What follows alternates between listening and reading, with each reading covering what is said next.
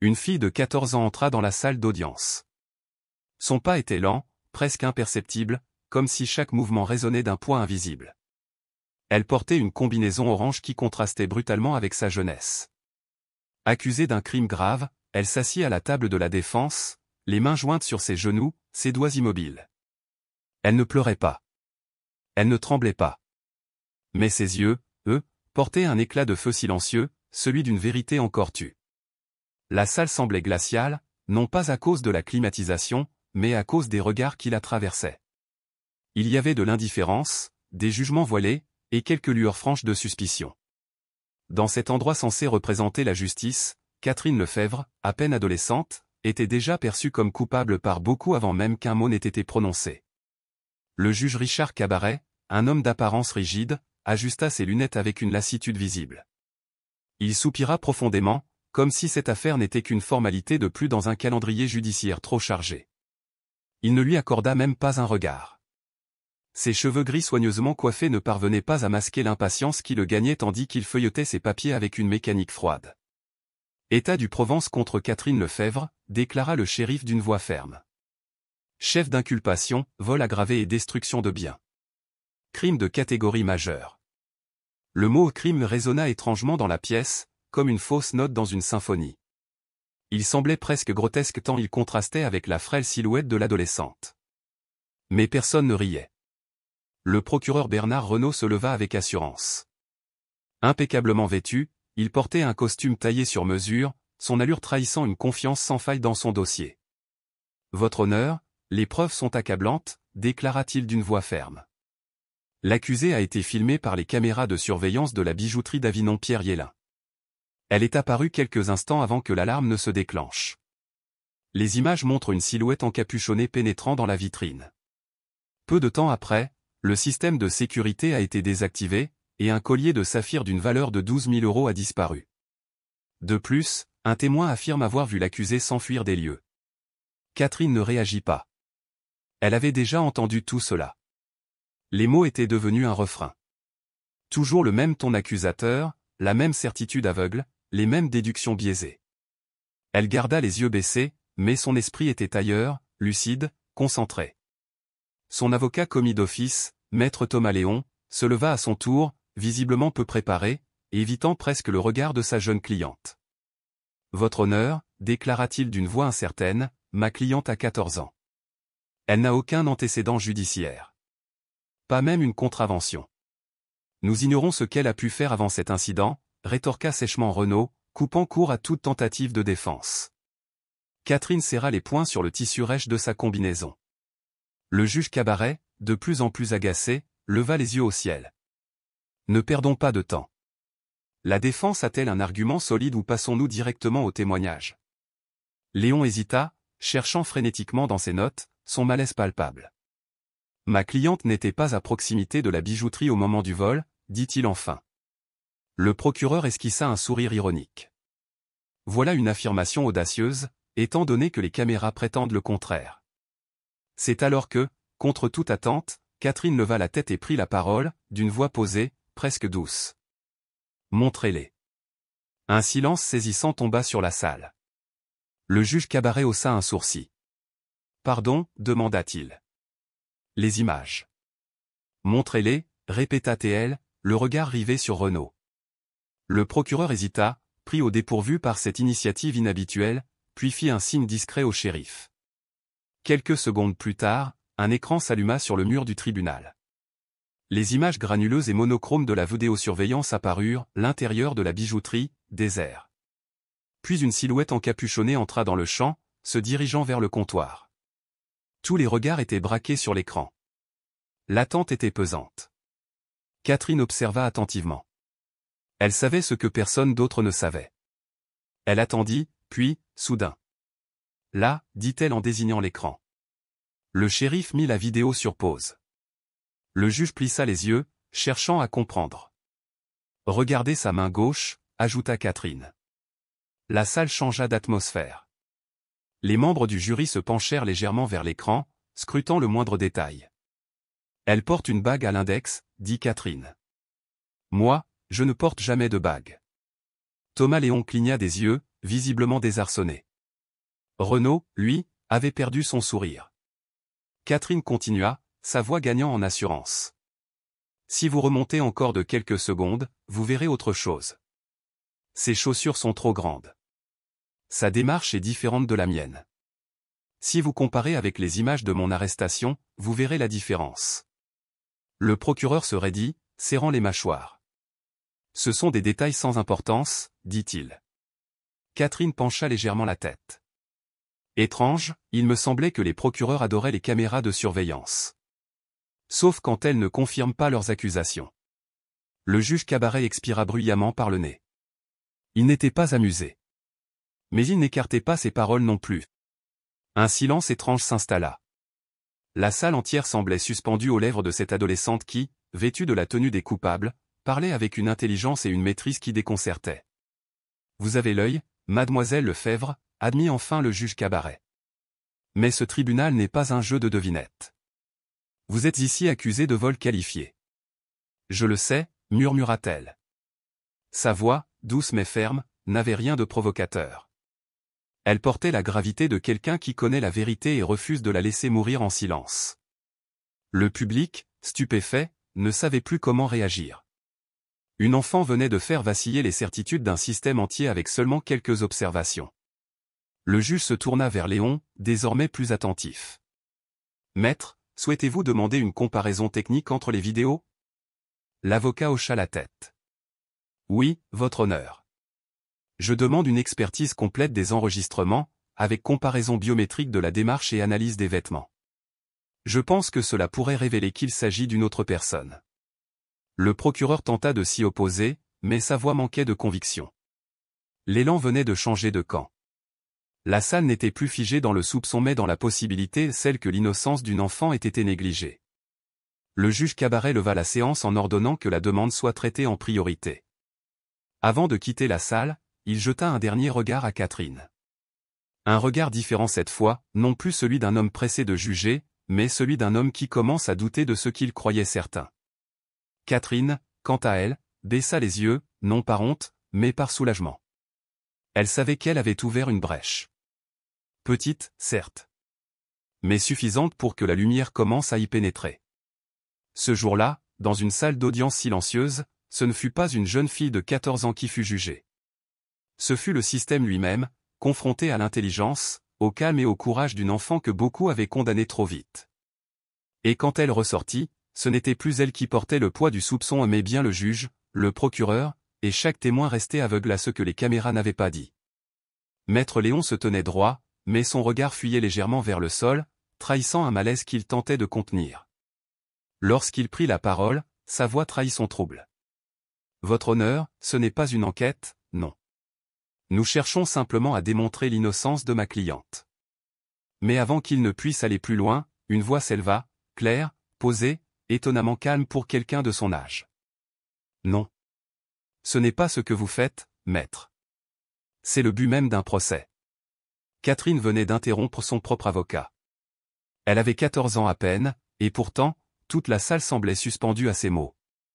Elle avait parlé sans trembler, avec une assurance presque déroutante. Le procureur Reyes ricana, affichant un sourire charmant mais condescendant, se tourna vers le juge Cabaret.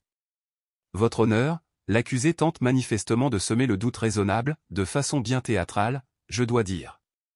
Mais les faits sont là, elle a été vue sur les lieux. En réalité, ce n'était pas moi, répondit Catherine, d'un ton calme, presque doux. Le procureur Renaud se redressa sur son siège, agacé par cette interruption. Le juge Cabaret fronça les sourcils.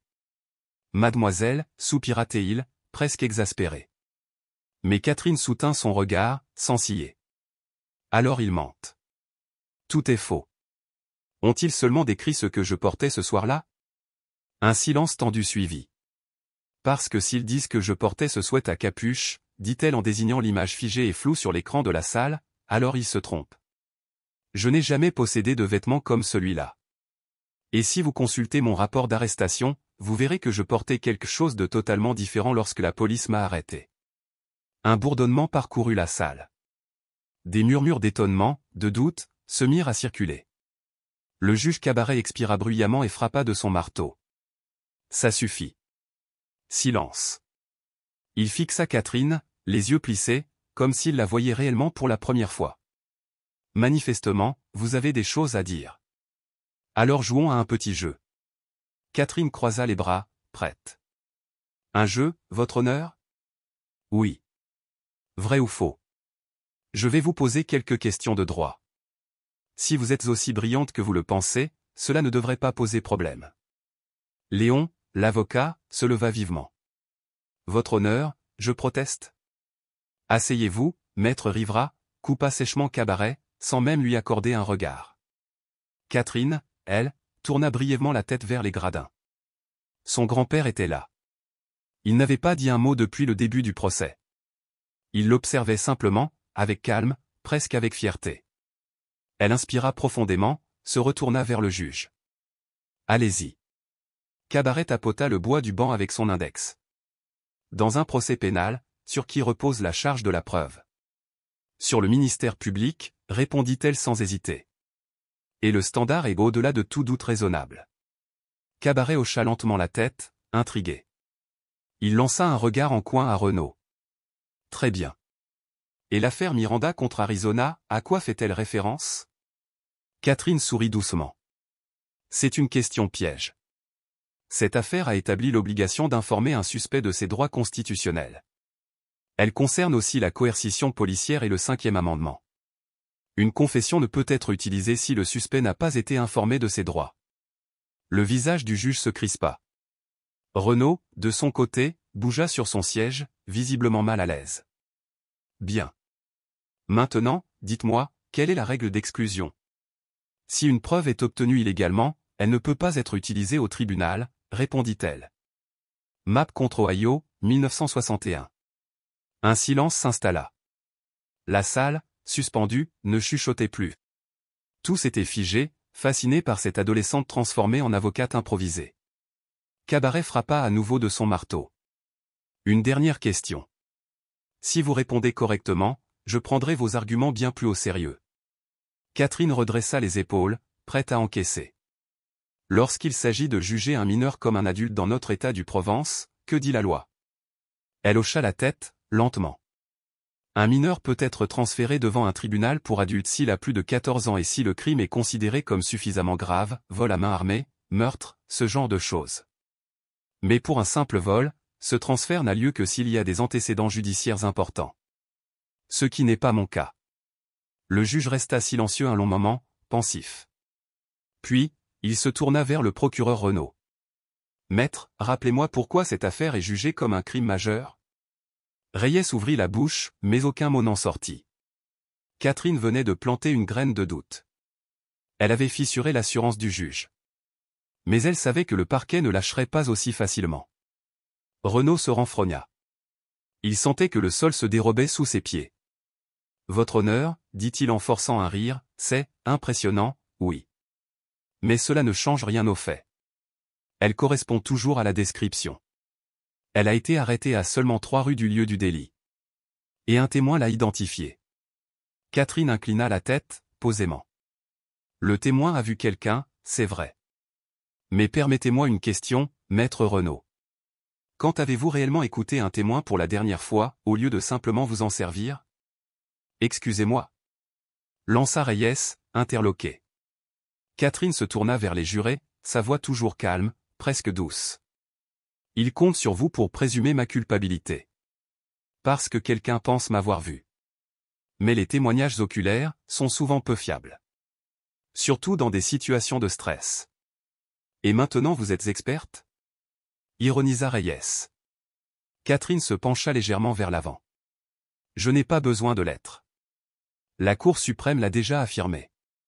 Perry contre New Hampshire, 2012. Elle a reconnu que le témoignage oculaire peut être trompeur, même sans faute policière. La mémoire humaine est malléable. Elle comble les vides. Elle reconstruit. Parfois, on voit ce qu'on s'attend à voir. Le jury l'écoutait avec une intensité nouvelle. Certains membres se penchaient en avant, captivés. D'autres jetaient des regards inquiets vers le procureur. Le juge Cabaret soupira longuement. Vous dites donc que le témoin pourrait s'être trompé? Je dis que ce ne serait pas la première fois, répondit-elle, sans détour. Le visage de Renaud se crispa. Ce ne sont que des suppositions. Et une bien mauvaise idée, ajouta-t-elle. Puis, elle se tourna une nouvelle fois vers le juge, un éclat déterminé dans les yeux. Puis-je poser une question à maître Renaud? Le silence dans la salle était maintenant total. Le juge Cabaret l'observa un instant, avant de répondre d'un hochement de tête. Vous pouvez. Catherine leva les yeux, droit vers le procureur, les yeux brillants d'un feu qu'aucune peur ne pouvait éteindre. Où est le collier volé? Demanda-t-elle d'une voix calme, mais tranchante comme la lame d'un scalpel. Les lèvres de maître Renaud s'ouvrirent, puis se refermèrent sans qu'aucun son n'en sorte. Un silence épais, pesant, s'abattit sur la salle d'audience. Même le murmure discret de la climatisation sembla se figer. Tous les regards se tournèrent vers lui, l'homme de loi assis sur de lui quelques instants plus tôt, désormais déstabilisé. Catherine poursuivit, chaque mot frappant l'air comme un coup de marteau sur l'enclume du doute. Vous n'avez aucune preuve matérielle. Aucun bien volé retrouvé.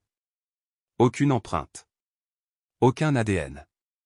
Seulement une vidéo floue, de mauvaise qualité, et un témoin qui pense m'avoir reconnu. Pas de certitude. Pas de fait concret. Rien de réel. Ray, l'adjoint du procureur, serra les mâchoires. Nous n'avons pas besoin du collier pour prouver qu'elle l'a volé, répliqua-t-il avec une assurance forcée.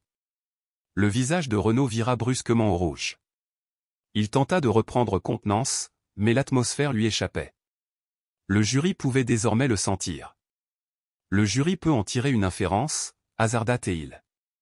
Une inférence, donc pas de preuve réelle, conclut Catherine, implacable.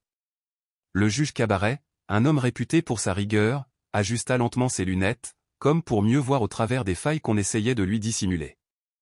Maître Ray, demanda-t-il d'un ton posé, l'État dispose-t-il d'une quelconque preuve matérielle reliant l'accusé à l'objet volé? Ray hésita, se tortilla légèrement sur sa chaise. Nous avons les images de vidéosurveillance. Qui ne montre rien de concluant, le coupa sèchement le juge. Le silence revint. Renaud entr'ouvrit les lèvres, mais de nouveau aucun mot n'en sortit. Catherine prit une profonde inspiration. C'était le moment. Résumons. Vous voulez envoyer une adolescente en centre de détention. Une fille de 14 ans. Sur la base d'une vidéo trouble, d'un témoin incertain, d'un objet volé jamais retrouvé, de l'absence totale de preuves physiques, et alors qu'elle n'a aucun antécédent judiciaire? La salle retint son souffle. Pas un bruit. Même les crayons cessèrent de gratter sur les bloc-notes. Le juge Cabaret resta figé un instant. Puis, lentement, il se repositionna dans son fauteuil. « Je veux entendre ce témoin, déclara-t-il. »« Votre honneur, protesta Ray, nous avons déjà. »« J'ai dit que je voulais l'entendre, » répéta le juge d'une voix qui ne laissait plus place au doute. Un mince sourire effleura les lèvres de Catherine. Pour la première fois depuis le début de ce cauchemar judiciaire, elle sentit que le juge ne la regardait plus comme une simple accusée, mais peut-être, juste peut-être, comme quelqu'un qui disait la vérité. Les lourdes portes de la salle s'ouvrirent, laissant passer un homme dans la trentaine, à l'allure maladroite. Il semblait nerveux, presque désolé d'être là. Il ajusta ses lunettes, essuya la sueur de ses paumes sur son pantalon avant de s'approcher de la barre. Catherine le détailla.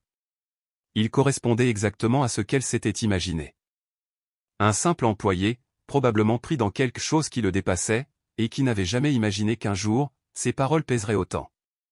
« Déclarez votre nom pour le procès-verbal », lança le juge. « Denis Herrera », répondit l'homme en s'éclaircissant la gorge.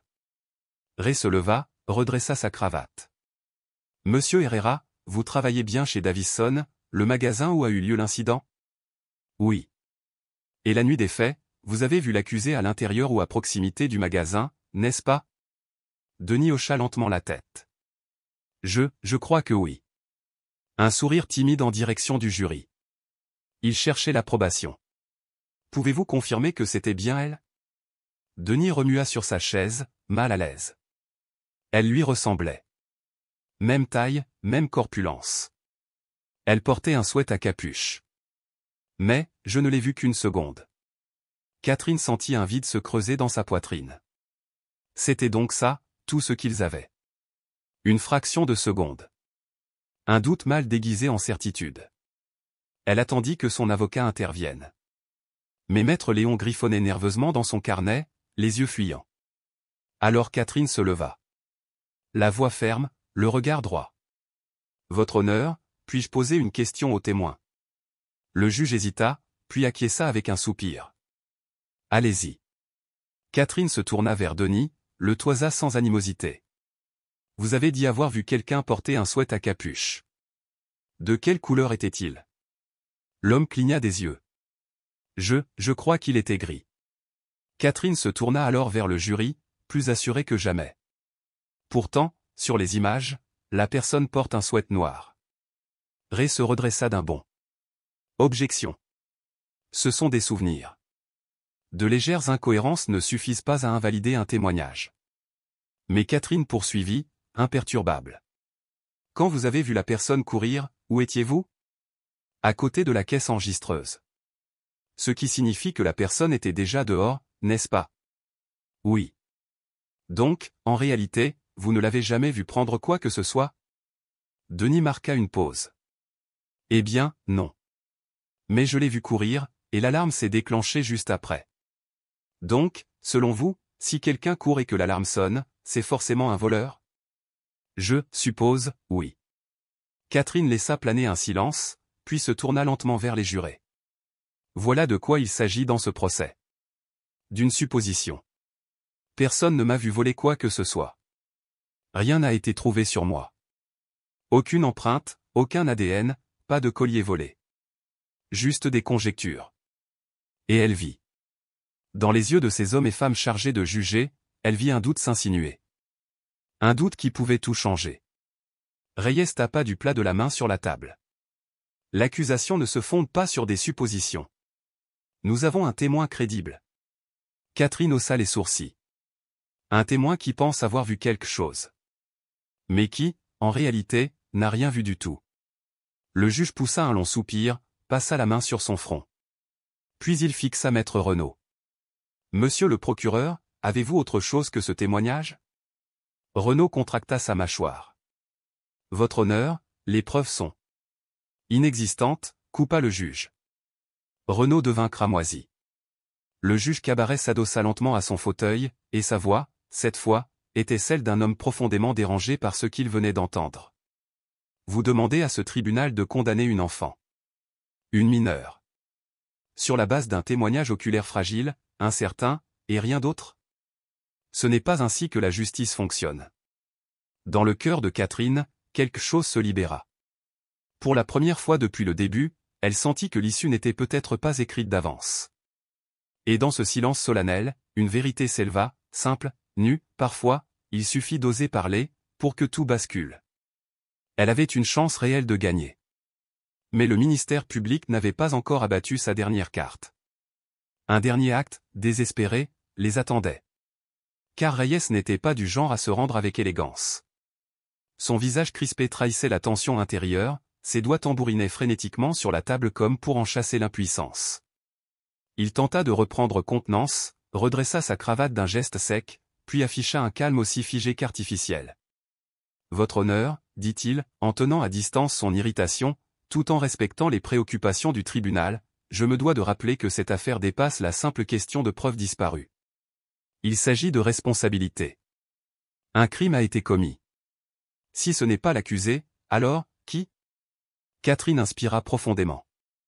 Voilà leur dernier coup de théâtre, renverser la charge de la preuve. La stratégie était claire, la contraindre à se justifier de son innocence comme si elle était déjà coupable. Elle ne laissa pas au juge le temps de répondre. Sa voix s'éleva, tranchante, déterminée. Ce n'est pas ainsi que fonctionne la justice. Le juge Cabaret la fixa, surpris, mais ne l'interrompit pas.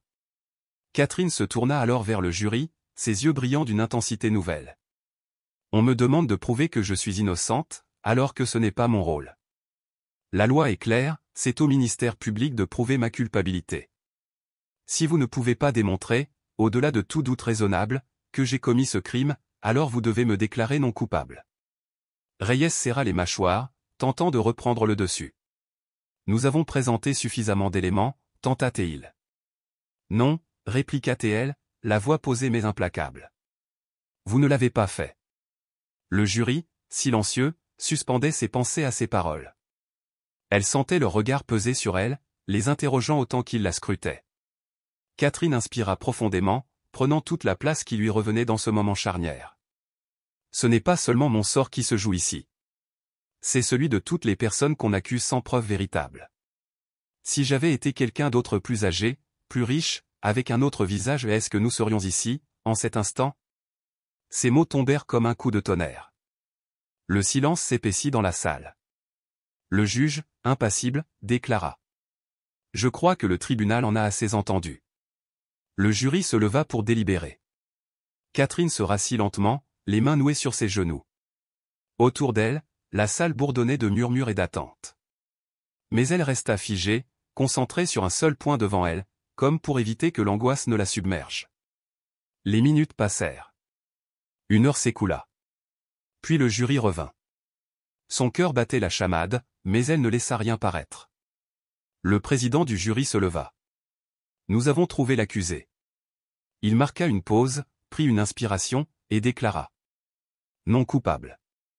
Les mots l'atteignirent de plein fouet. Un souffle parcourut la galerie, un soulagement tangible. Son grand-père eut un soupir bref, chargé d'émotion. Renaud, de son côté, referma brutalement un dossier, le visage figé. Catherine ne bougea pas. Elle avait tellement appris à attendre le pire qu'elle ne savait plus comment réagir face à une victoire. Mais le soulagement monta en elle, irrésistible, jusqu'à faire trembler ses mains.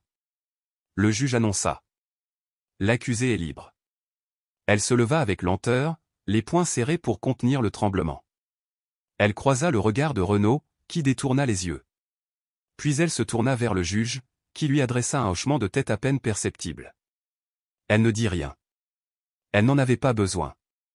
Son silence parlait plus fort que n'importe quelle déclaration. Elle quitta la salle d'audience, son grand-père Elias à ses côtés. Tous dans cette pièce savaient qu'ils venaient d'assister à quelque chose qu'ils n'oublieraient jamais. Dehors, l'air semblait différent. Plus léger, presque tiède.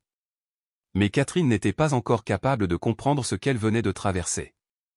Sur le trottoir, le monde lui paraissait à la fois inchangé et totalement transformé. Les derniers jours avaient été un tunnel d'enfermement, d'accusations, de procès. Et maintenant, elle était libre.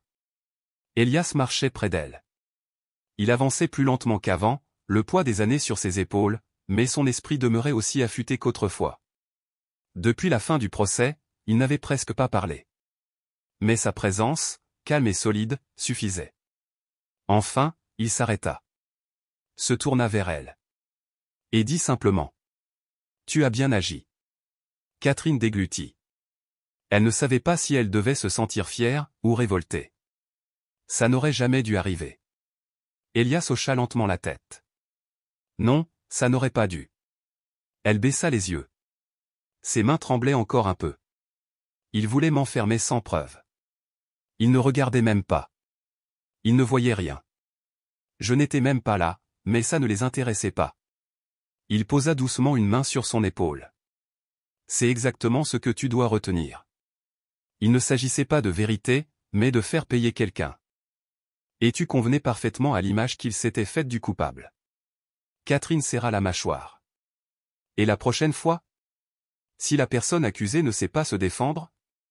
Elias soupira, le visage creusé de fatigue et de lucidité. Un silence chargé s'installa. Puis, il ajouta doucement. À moins que des gens comme toi ne fassent en sorte que ça change. Elle le regarda, surprise. Des gens comme moi? Ses yeux brillèrent d'un éclat d'orgueil discret. Tu es monté là-haut, et tu as déconstruit leur accusation, pièce par pièce. Tu savais plus que le procureur, même plus que le juge. Ce n'est pas normal. Elle fronça les sourcils. Ce n'est pas un don. Je ne devrais pas avoir à connaître les lois pour prouver que je suis innocente. Non, tu ne devrais pas, concéda Théil. Mais tu les connais. Et maintenant, tu sais comment fonctionne ce système. Et, surtout, tu sais comment le démanteler lorsqu'il devient injuste. Elle resta silencieuse. Ses pensées étaient lourdes, denses. Ces derniers jours avaient été une épreuve. Mais dans cette salle d'audience, quelque chose avait changé. La peur s'était muée en autre chose, une forme de résolution aiguë. Elle tourna son regard vers l'horizon.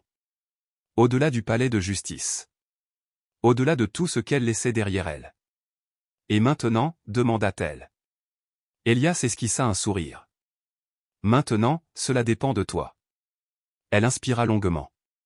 Tout ce qu'elle venait de vivre, la peur, la colère, le combat, était encore là, vivace. Mais sous tout cela, une nouvelle certitude prenait racine. Ce n'était pas la fin. Elle n'était pas simplement sortie d'un procès. Elle venait d'entrer dans quelque chose de plus vaste. Car aujourd'hui, elle s'était défendue seule. Mais demain, elle pourrait défendre quelqu'un d'autre. Le système judiciaire n'est pas toujours juste. Il n'est pas conçu pour protéger tout le monde de la même manière. Des histoires comme celle de Catherine se produisent bien plus souvent qu'on ne l'imagine. Mais connaître ses droits, c'est la première ligne de défense. C'est la frontière invisible entre la liberté et la condamnation. Si cette histoire t'a touché, si elle t'a fait réfléchir, partage-la. Parlant. Et surtout, apprends tes droits. Parce que plus tu sais, moins le système peut t'écraser. Abonne-toi pour d'autres récits qui démystifient la justice.